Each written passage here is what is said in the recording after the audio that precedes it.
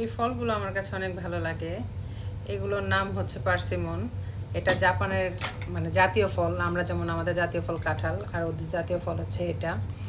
তো এটা আমি বেশ কয়েকবার খেয়েছি। এটা বাংলাদেশেও পাওয়া যায়, আমি প্রায় জায়গায় মানে দেখেছি, ভিডিওতেও দেখি। তো এগুলো সব জায়গাতেই পাওয়া যায় কম আর বেশি। কিন্তু সেদিন একটা রিলে দেখলাম, একজন বলতেছে যে এগুলো হচ্ছে পার্সিমন কি জানি পারমিশন ফল। আমি তো শুনে অবাক, বলতেছে পারমিশন ফল, এটা এগুলো শুধু বাইরে যারা বিদেশে থাকে তারাই খেতে পারে। এটা আসলে টোটালি ভুল ধারণা। এগুলো এখন বাংলাদেশেও পাওয়া যায়। তো আপনাদেরকে একটু কেটে দেখাই যেটা কেমন।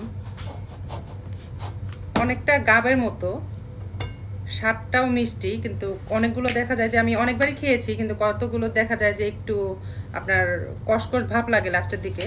বাট এইটা যেটা এনেছি সেটা অনেকই টেস্টি, মজা, আমার কাছে অনেক ভালো লাগে।